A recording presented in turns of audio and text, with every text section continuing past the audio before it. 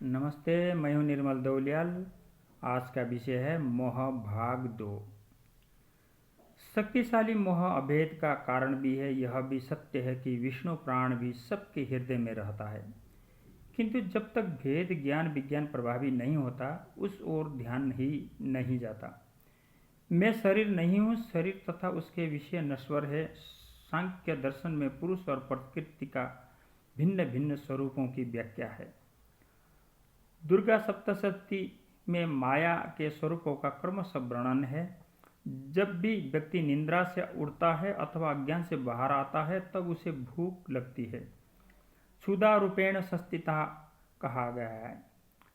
क्षुधा का अर्थ है यहाँ कामना है, कामना पूर्ति के लिए भागता है और पूर्ण होते ही शक्तिमान होने का अनुभव करता है। यहीं से दो मार्ग ज्ञान और अज्ञान के खुलते हैं। या तो शक्तिमान आगे बढ़ जाता है लक्ष्य पूर्ति के, अथवा अपनी कामना के मोह में अटक जाता है। इच्छा जब मोह से जुड़ जाती है तो तृष्णा जागृत हो जाती है। बौद्ध इस तृष्णा को ही दुखों का कारण बताते हैं।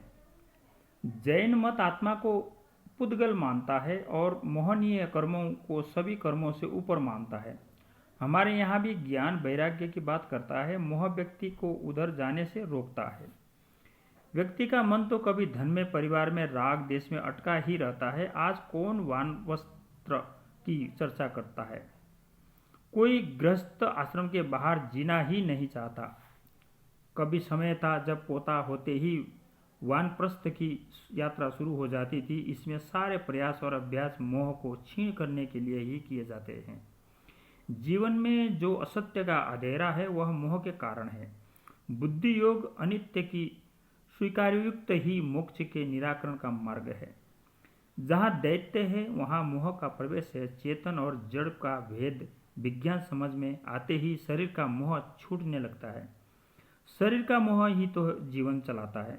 जब व्यक्ति स्वयं के बारे में जानता ही नहीं तब उसके साथ या उसके लिए कैसे जी सकता है? पशु की तरह पिछले कर्मों को भोगता है, अज्ञान के कारण नित्य नए बंधनों का निर्माण करता है और बिना लक्ष्य के जीवन यात्रा शुरू ही नहीं कर पाता। मोह का पर्दा ऐसा है।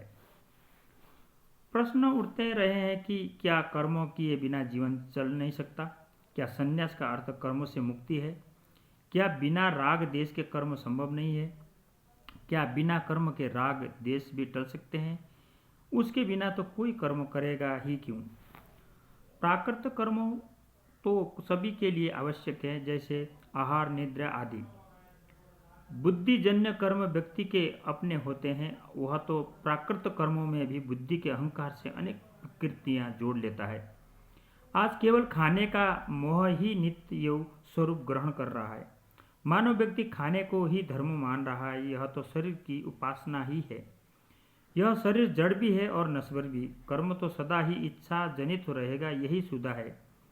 यही प्रकृति की शक्ति है जो हमें गृहस्थाश्रम में प्रवेश कराती है।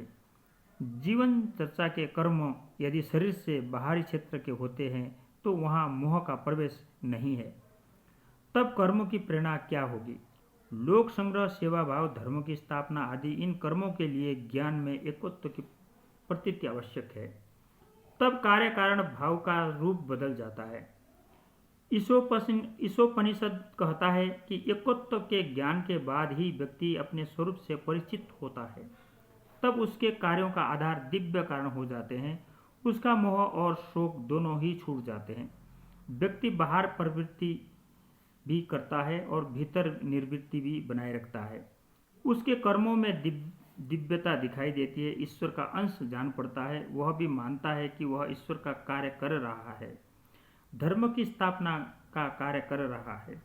मोह अज्ञान रूप है और शरीर से जुड़े विषयों से चिपका रहता है। जैसे ही व्यक्ति शरीर को गिराता है आत्मा का भान होने लग जाता है। बाहर का मोह छूटकर मन भीतर गति करने लगता है। धन्यवाद।